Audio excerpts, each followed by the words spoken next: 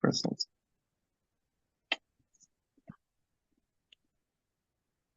Okay, so we are here to discuss happiness. And happiness is a word. So it's very good to look at the etymology of happiness. Where did this word come from? Happiness is an English word. And it comes from much earlier, much older words, which signified luck, chance, luck.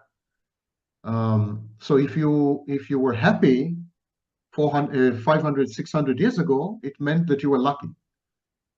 And another meaning of happy, about 600, 700 years ago, it was equal. So luck, equality, prosperity, having a lot of money, a lot of property. These were the meanings of the word happy a few hundred years ago. And the Scottish also used the word happy to describe someone blessed by God, chosen by God. The Puritan Protestants, when they established the United States of America, the colonies that became the United States of America, the Protestants believed that when you're chosen by God, when you're blessed by God, you become a rich man. Rich people are blessed by God. And the Scots used the word happy to describe such people. So as you see, the original meaning of the word happy had a lot to do with money. Having property, being rich. This is what people then considered happy. The only exception were the Welsh, people from Wales. People from Wales use the word happy to describe someone who is wise. And I much prefer this interpretation of the word happy, because I think happiness requires wisdom. If you're not a wise person, you're very, very unlikely to be happy. There are three components, three ingredients in happiness, and all of them require some wisdom. The first component is that you have managed your life, or you manage your life well. You are self-efficacious. In other words, you are able to obtain outcomes and results which are good for you, beneficial for you, and for those you love. And you are self-actualized. You have realized your potential.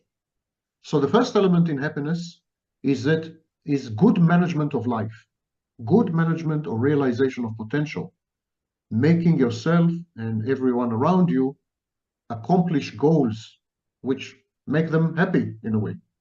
The second component is that you contribute to something outside yourself. If you're focused only on yourself, if there is only the first ingredient, that you're managing your life well, and that's not enough.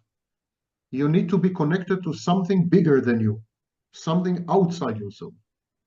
This something outside yourself could be imaginary. For example, God. God is an imaginary being, so you could be connected to God. It could be real. It could be a nation. It could be a community. It could be a football club. It could be a volunteer organization. As long as you're connected to something outside you, bigger than you, you contribute to the collective, you contribute to the community, you have a sense of belonging, a sense that you're making a difference, you're a change agent, that is a condition for happiness. And the third condition, I think, the third component, is that you have conducted yourself in life with dignity and with integrity. You had values, you observed these values, you never deviated, you never betrayed yourself, you never betrayed your beliefs and your convictions and your values. So dignity and integrity are crucial to happiness. I think these are the three elements: having respected and loved yourself, conducted yourself with dignity and integrity, managed your life well, and contributed to your community. These are the components of happiness, I think. So happiness is not the same as gratification. Gratification is temporary. Happiness is much more prolonged. I would say that gratification is a state of mind, while happiness is a state of being. So you could acquire gratification, it changes your state of mind, but then you need more gratification. Gratification, in other words, is addictive. Happiness is not. It's a state of being. And happiness, therefore, is internal, not external. Anything that comes from the outside and makes you happy, that's not happiness, that's gratification. So it's internal and not external. So grandiosity, hedonism, self-sufficiency, proud self-sufficiency, I don't need anyone, I don't care about anyone. These are all forms of narcissism. And people very often confuse these things with happiness. People confuse possession, owning things. I have a new car, I have a new smartphone, I have a new wife, I have a new girlfriend. Owning things. People objectify. They convert into objects. Everything, including other people. They use other people. Other people become commodities. And so anything that comes from the outside and is consumed is not happiness, it's gratification. And in our current civilization, capitalism taught us that consumption is happiness. Not even that it is conditioned for happiness, but that it is happiness. So if you don't consume, you're not happy. If you're not able to consume, you're not happy. Not possible to be happy without consumption. So, and of course, this is a lie propagated by capitalists because they want to increase their profits. They are addicted to growth, constant growth, and so on and so forth. So they need people to consume. But if people realize that consumption makes them depressed, consumption makes them unhappy, consumption is an addiction, consumption is mentally ill. If people were to realize this, they would stop consuming or minimize consumption, and this would create a gigantic economic crisis and a fall in profits and bottom lines of companies, and they cannot afford it. Of course, media, the media, mass media, social media, these are capitalistic corporations. Even universities are capitalistic corporations. Most intellectuals are capitalists. They make money out of their public intellectual position. It's all about money, so you can trust no one. You can trust no one with your happiness. You should not look for a guide or a guru or mentor and so on and so forth, because they are contaminated and corrupted by money. The only locus of happiness is inside you, and you have all the information you need, more or less, from the moment you're born. All the information you need in order to be happy. You just need to learn how to read yourself, and then how to respect what you learn about yourself, how to respect yourself. Our civilization is a civilization of self-disrespect, self-trashing. And so when you don't respect yourself and you're an addict, you're a junkie of consumption, then of course you cannot be happy. Now, happiness is individual. I am happy in one way, you're happy in another way. This is why we can never define happiness. Never. And we can never define love. Because I love one way, you love another way. That's why there's no definition of love that is accepted, not even in psychology. These are idiosyncratic, individual outcomes. So we cannot capture them in a lexical definition. Each person is happy in his own way, but an unhappiness is universal. So we both are happy in different ways, but we are unhappy in the same way. Unhappiness is universal. So if we want to study happiness, we should not study the existence of happiness, but we should study the absence of happiness. Because it is the absence of happiness that is universal. The existence of happiness depends on you, on me, on her. It's individual.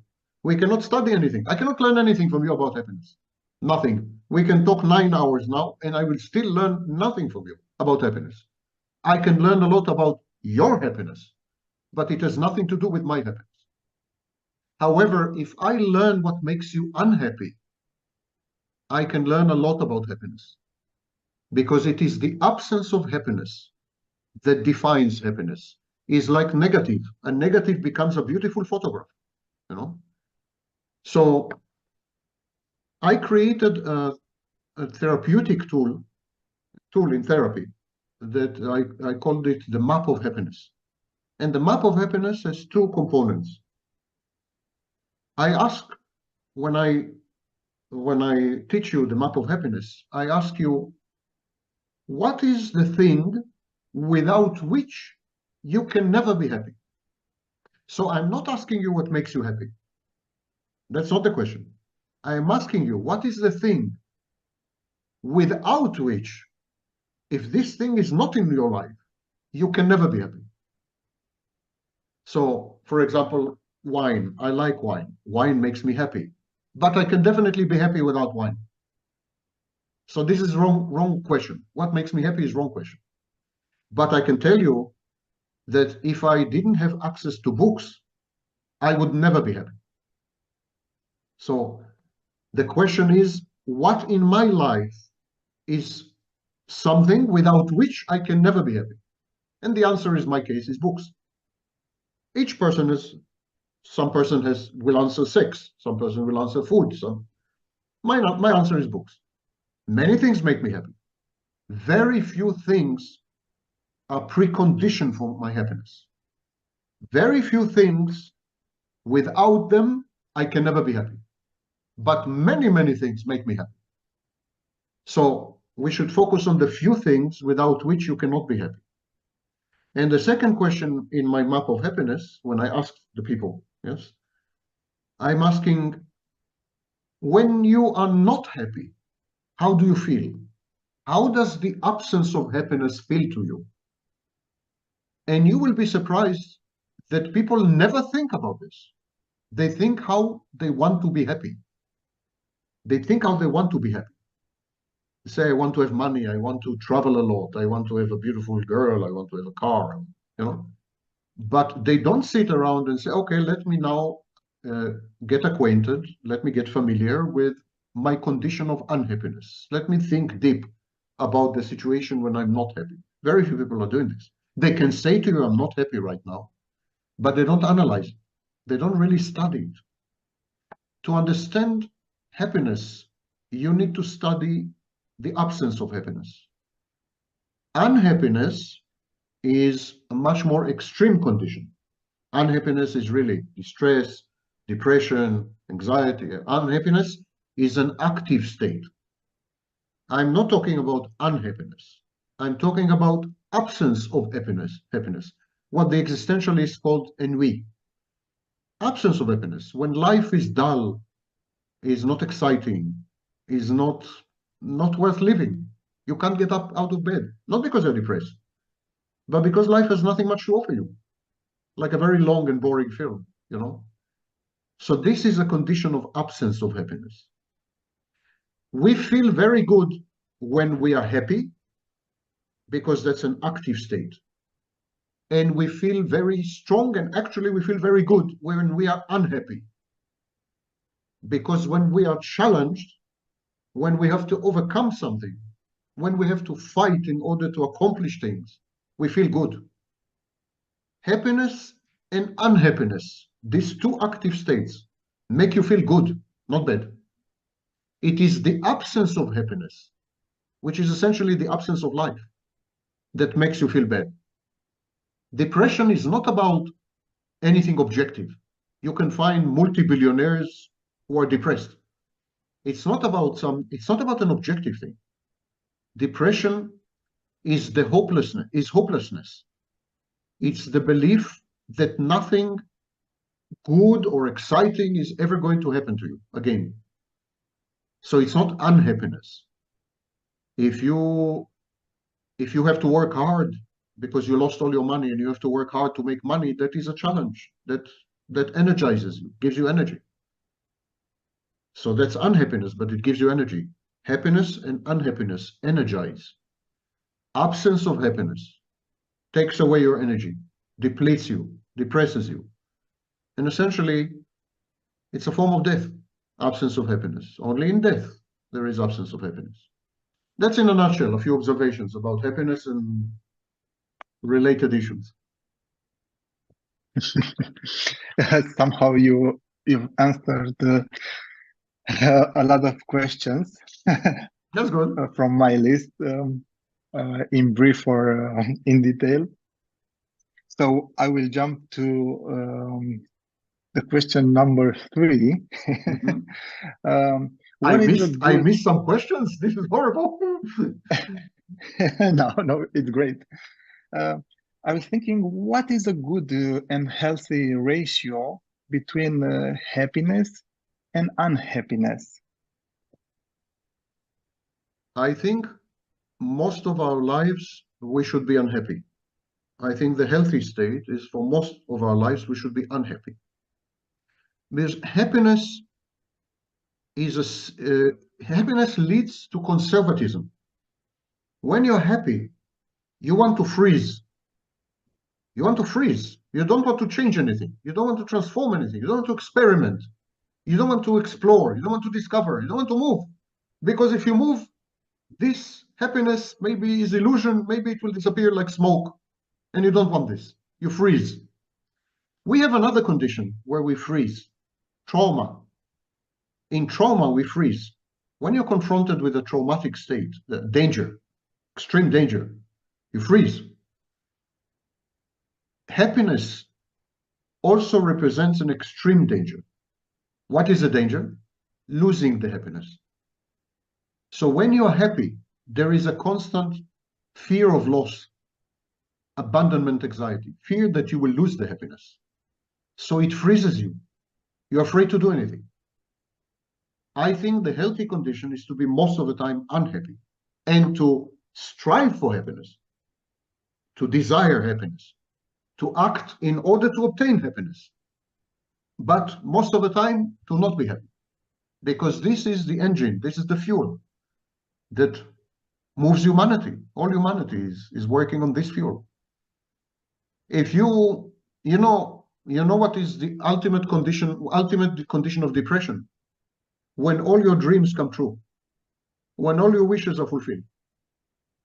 I cannot think of any more dangerous situation to the mind. I think I would become suicidal. If all my wishes came true and all my dreams come true, I would become suicidal.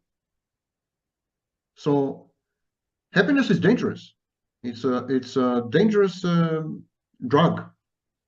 And in small doses, it's healing, like every medicine. In small doses, it heals. But in too big doses, you're poisoned.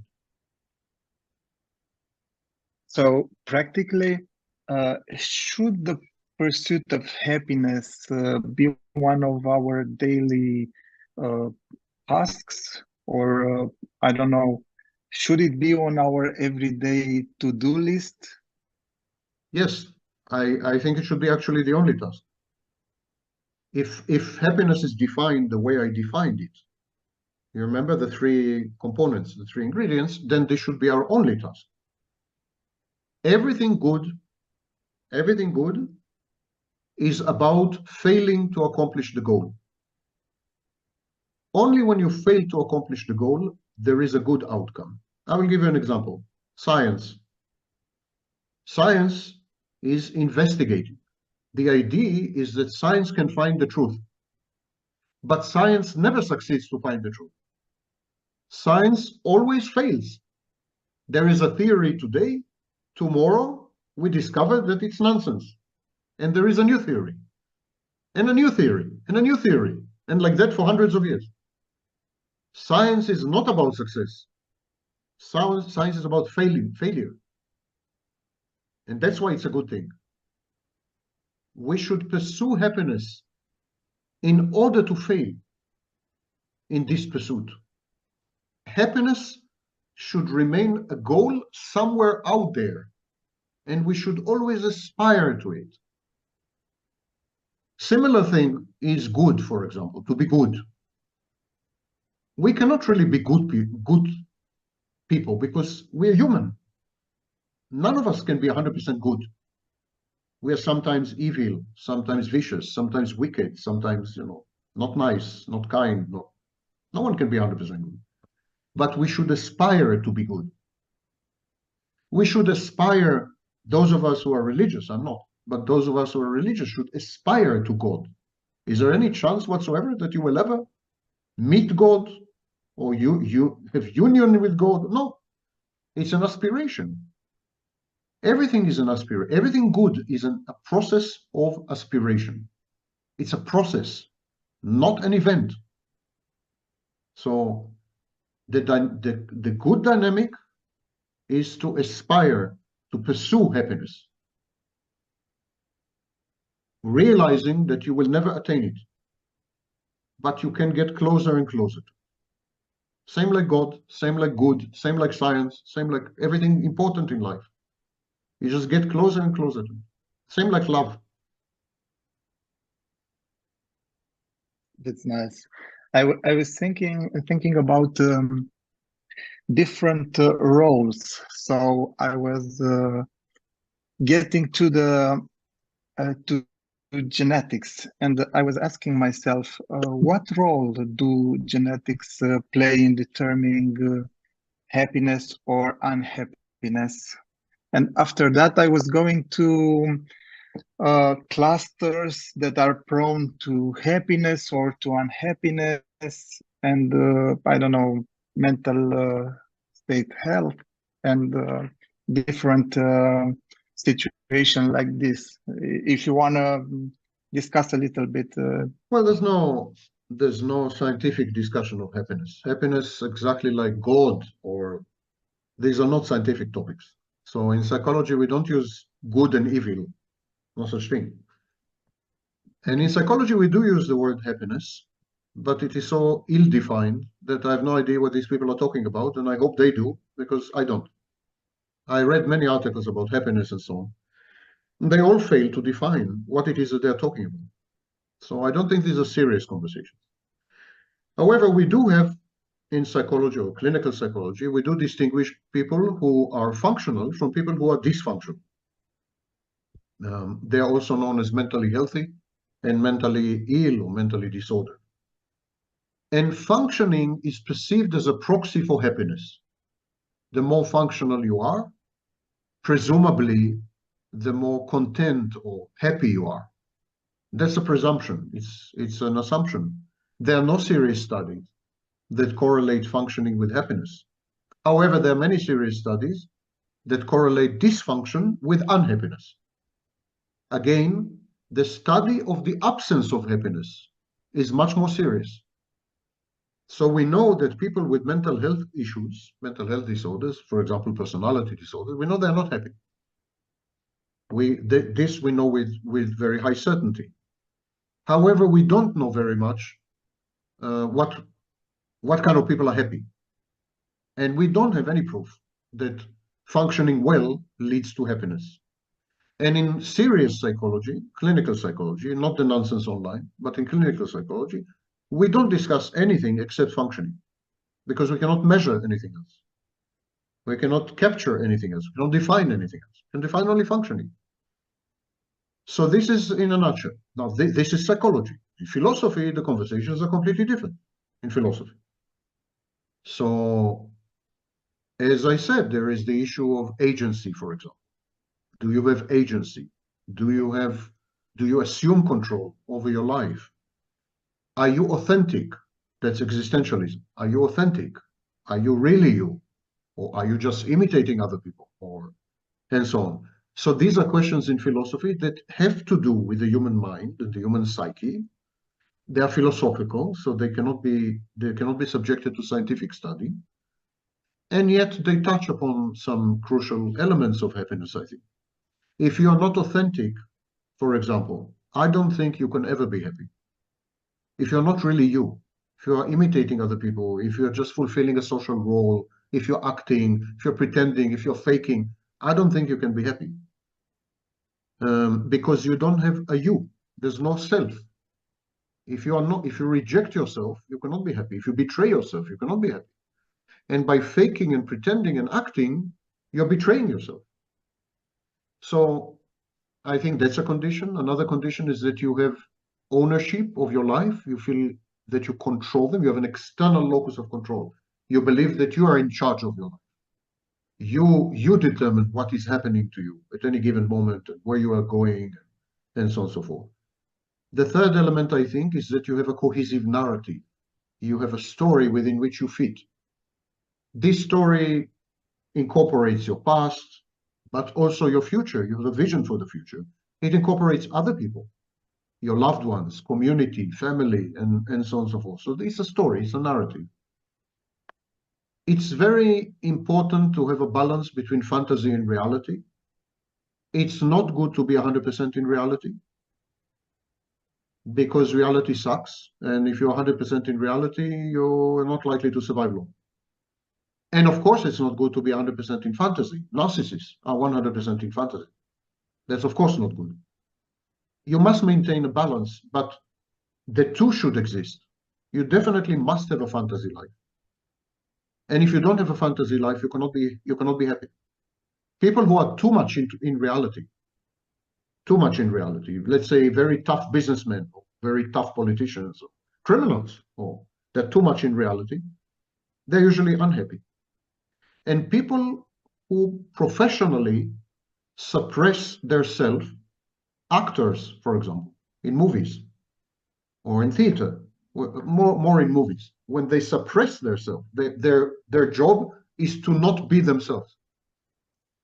These people have a much higher incidence of depression and anxiety and so on and so forth. So they seem to be less happy than other people. Now, we have many professions where you should suppress who you are. You should suppress yourself.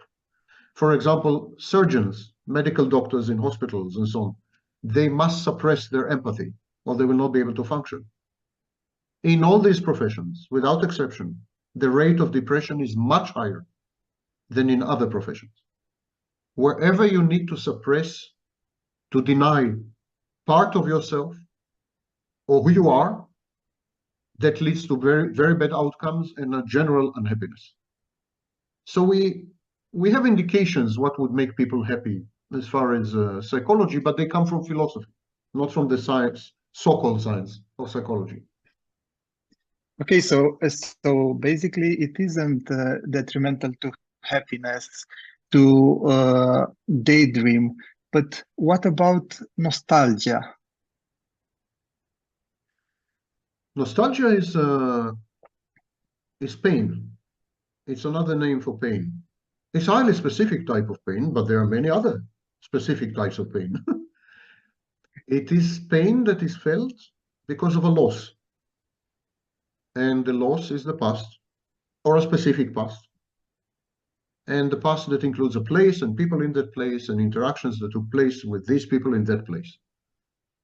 So it's a pain reaction. It is not conducive to health, and because it's not conducive to mental health, it's not conducive to happiness. And it is part of a much larger phenomenon known as grief syndrome, or prolonged grief disorder, prolonged grief syndrome. It's when you grieve, you mourn for something you have lost, and you cannot stop it. You continue to, you lost someone or you lost something, and you mourn it, you grieve, and you cannot stop. You cannot stop for 1 year, for 2 years, for 10 years, for 20 years. You just cannot stop. This is unhealthy, of course. Any fixation on the past and any fixation on the future are unhealthy and will never lead to happiness.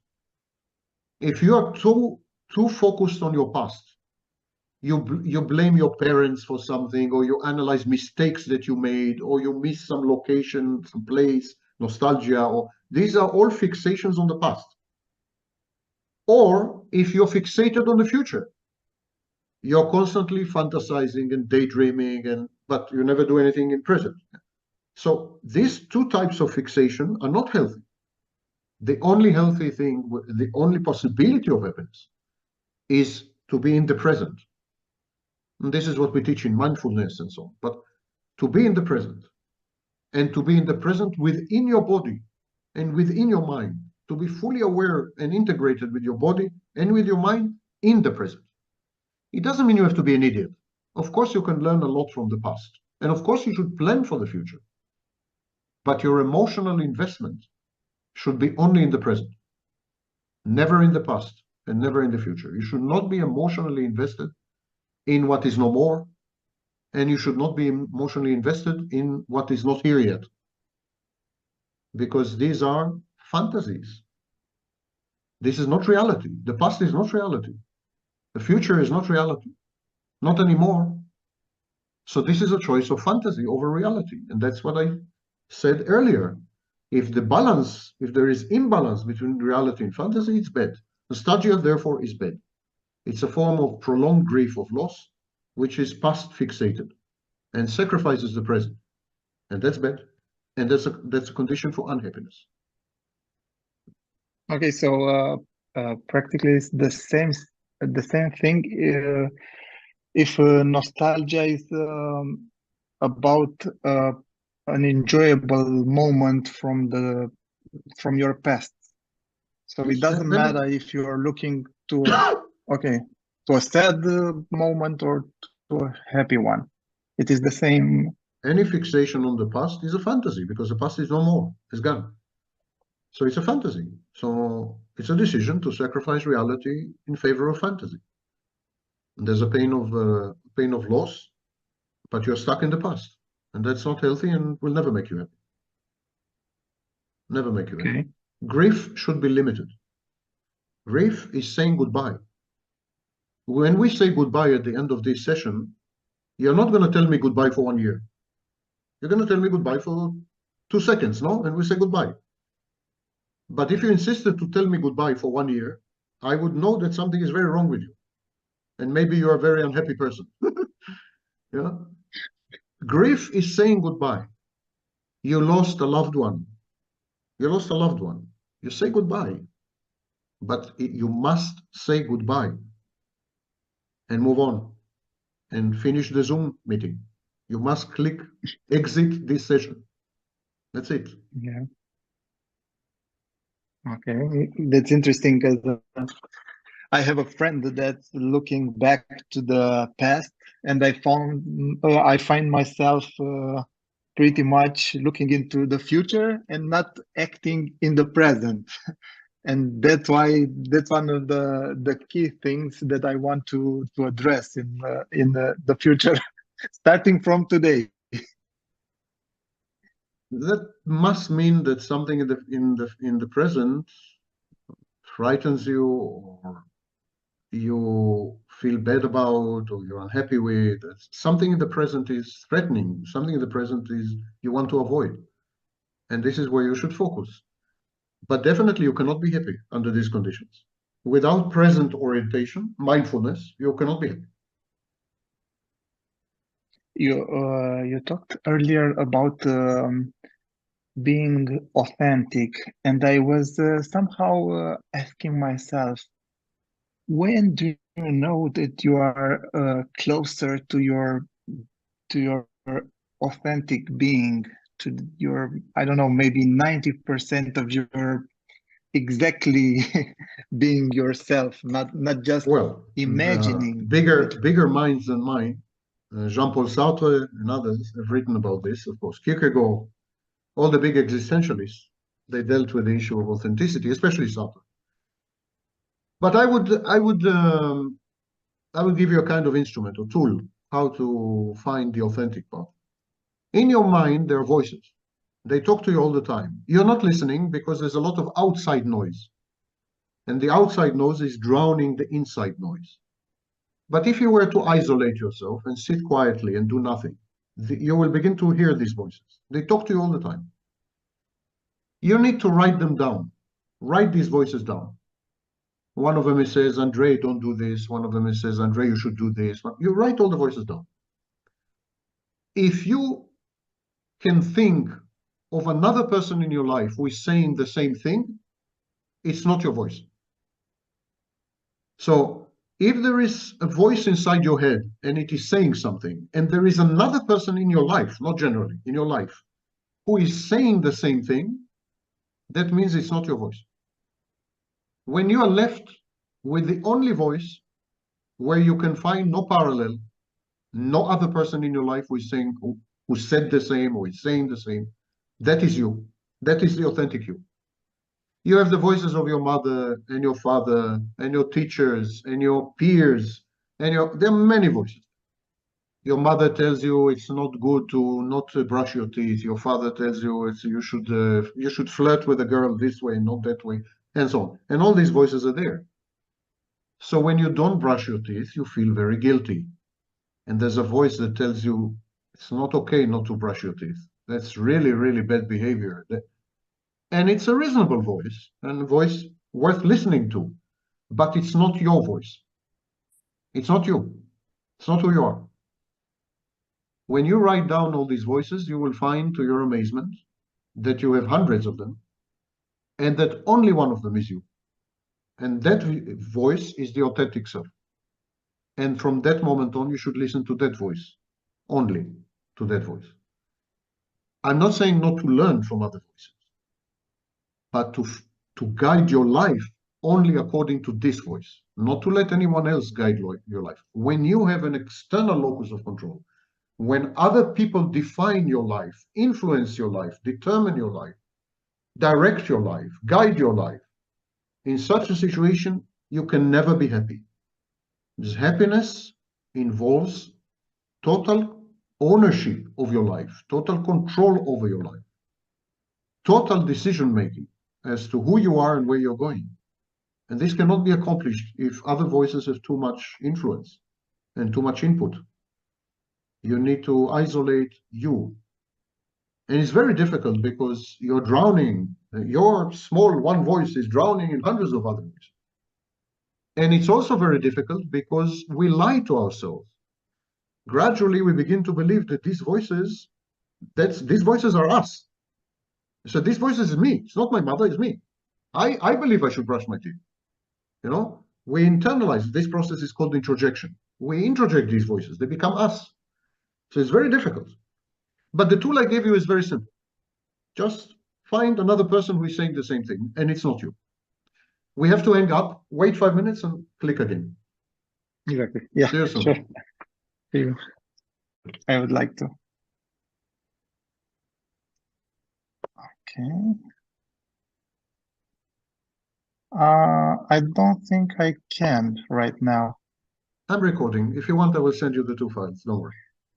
Oh, okay. No problem. Yeah. Okay. So I would like to ask you if you can tell me a lot more on the idea of looking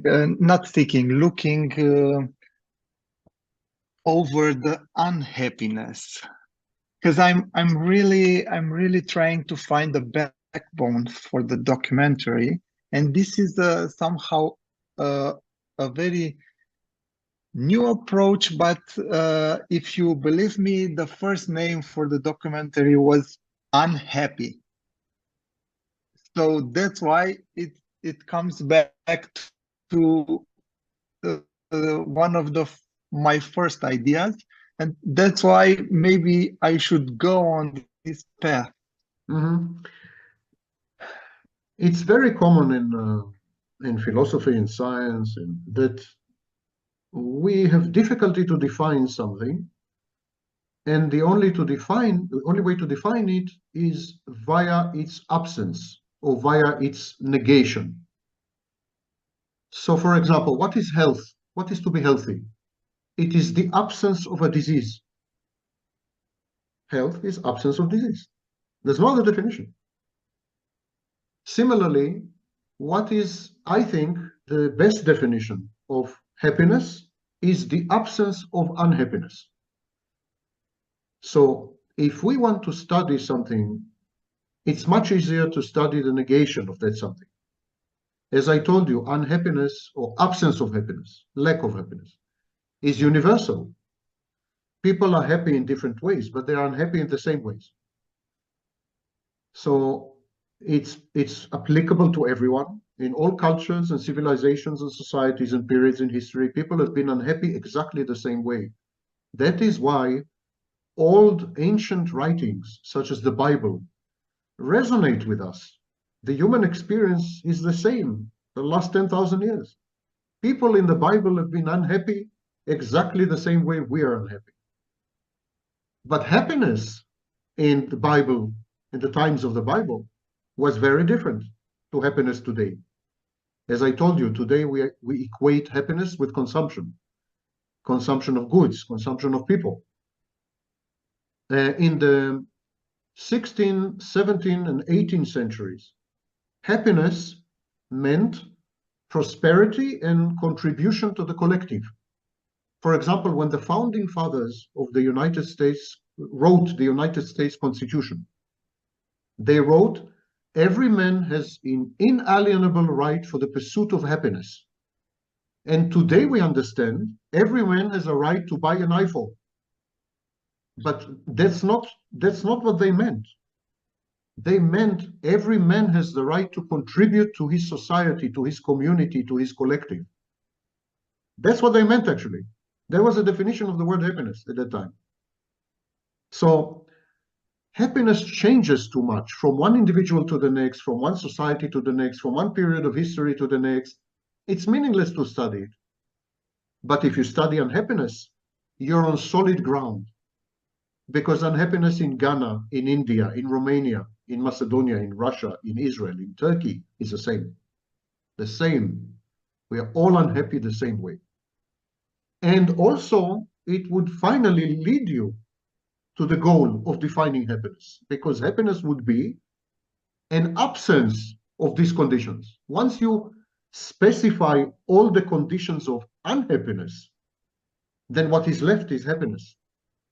It's like Sherlock Holmes. Sherlock Holmes said, if you eliminate the impossible, whatever is left, however improbable, must be the truth. If you eliminate all conditions of unhappiness, whatever is left must be happiness. And we do this in many, many fields. In many, many fields we do. For example, black holes in astrophysics. You cannot see a black hole because it absorbs the light. There's nothing you can say about black hole.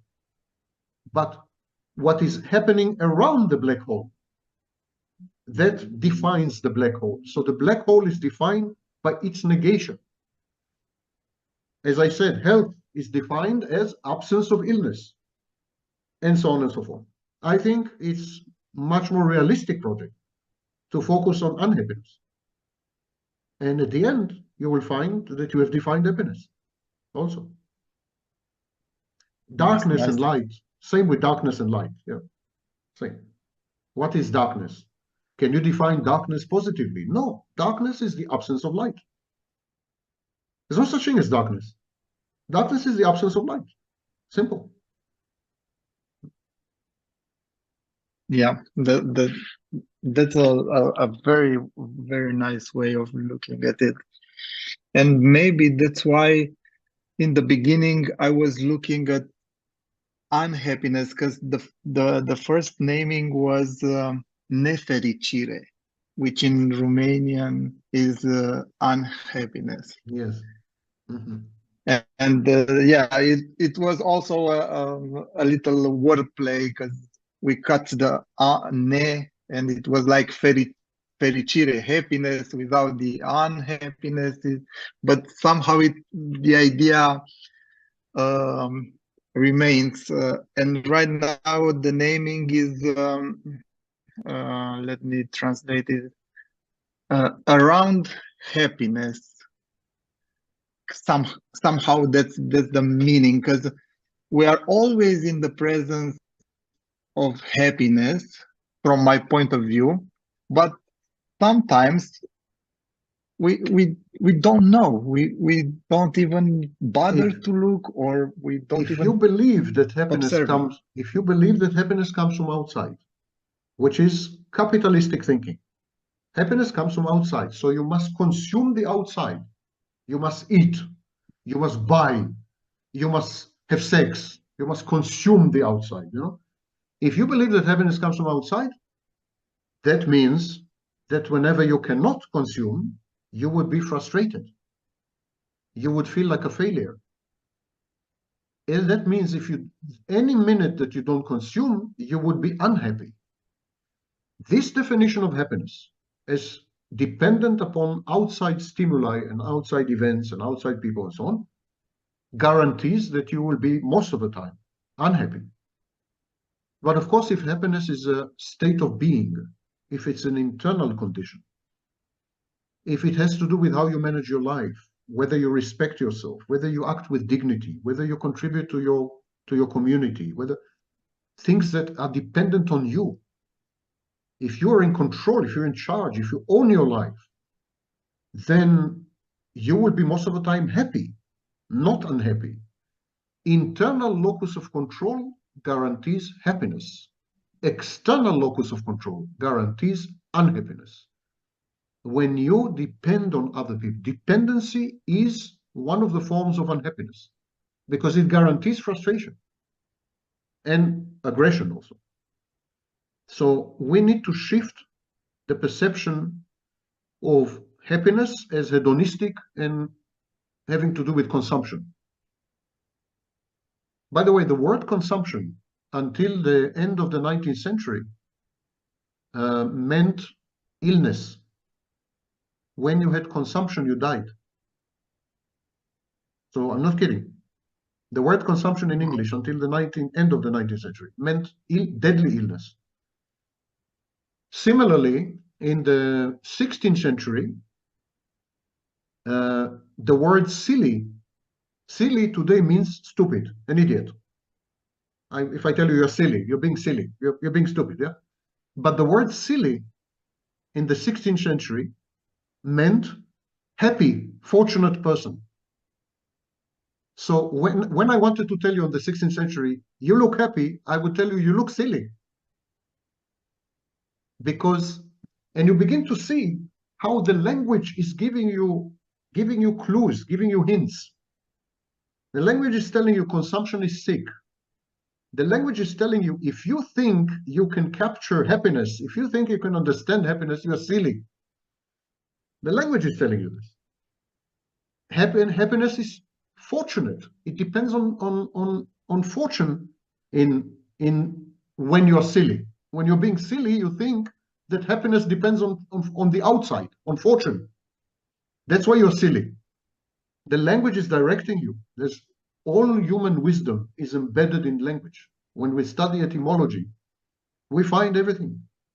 You don't need philosophy, you don't need psychology, you don't need anything. You study language. So the roots of words, as they evolved and so on, the perception of happiness began to be external in the 14th, 15th, 16th, mainly 16th century. The perception of happiness is coming from outside. And at that point, the word was silly. And then later, it became dependent on consumption, which was the name of a deadly disease. And nothing else, by the way, just deadly disease. There was no consumption to buy things. So Wow. it's indicative. It's very important to study the language, what the language is saying. Wow. By the way, in psychology, psychology, for example, when you study psychology, you understand how divorced we are from wisdom of the ages.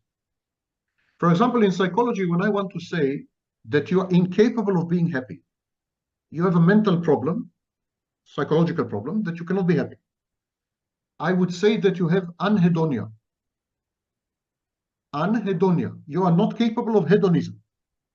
I'm not kidding. Exactly, yeah. You're not capable of hedonism, so you cannot be happy. You're not capable of pleasure, so you cannot be happy. Anhedonia is treated as a pathology. Being incapable of hedonism is treated as a pathology. When I say actually that being incapable of hedonism is a condition for happiness. And I'm not the only one who's saying it. There's a huge tradition of wise people all over thousands of years that are saying this. Take another thing. In psychology, we don't say people. The word people or persons is not used. We say objects. So, for example, when we want to say relationships between people, we call it object relations. Whenever you read in psychology text and there is the word object, it means human being. It tells you a lot about the thinking of psychology, because psychology started off essentially as a tool for social control. Psychology was started in Germany by Wundt. he established a laboratory and he studied the physiological reactions of people to a variety of stimuli. It was intended to feed into advertising, consumption, and so that's how psychology started. Psychology was always hand in hand with capitalism, with control, with, of course, in USSR, psychology or psychiatry was used to suppress dissidents, yes? But in the West, it's not much different. If you are, if you are too way out of line, they call you a narcissist or psychopath. What is a narcissist or psychopath? It's the intrusion of psychology into social control discourse. If you stigmatize me, if you demonize me, and you call me narcissist, you call me psychopath because I disagree with you, that means you are abusing psychology to damage me somehow. The psychology is an instrument of social control and a pseudoscience. It's not a science. But the very language of psychology is very indicative of the mindset. It's a capitalistic consumption mindset, anhedonia, object relations. Well, I have a lot to think about and to read about right now because you started me. Okay, so right now, I think I somehow covered all my questions, and I have Okay. a lot of new questions that I need to take care of and to plan ahead because I need somehow to put them in order. And That's always a good maybe, idea. yeah, exactly. And maybe uh, if you are kind enough, when we will be almost ready, if you want, we can talk a little bit, like 10 minutes or 15 minutes about it, because somehow I need a little bit of guidance, and I think you can help me with My pleasure, that. my pleasure. I'm at your disposal. Don't worry about it. My pleasure. Thank Okay, thank you so so much for. we say goodbye for now, and we will meet again. Yeah, yeah, exactly. I will stay after that. Okay, Don't worry, I remember. okay, yeah. Bye. Bye. Let me just find the record button. Here it is.